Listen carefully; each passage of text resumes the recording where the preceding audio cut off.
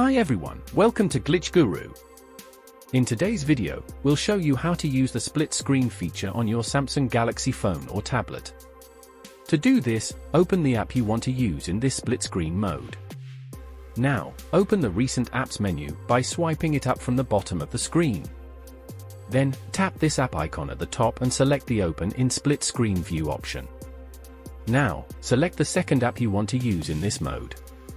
Once both apps are open, you can drag this line up or down to adjust the app size. You can also tap these three dots and tap the double arrow to switch the app positions.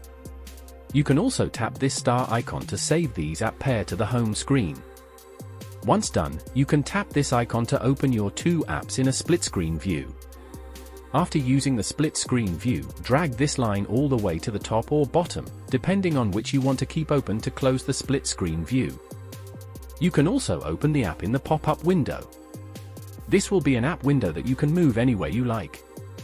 You can try these various options to minimize the app or even adjust the transparency. If you have any questions, feel free to ask in the comments below.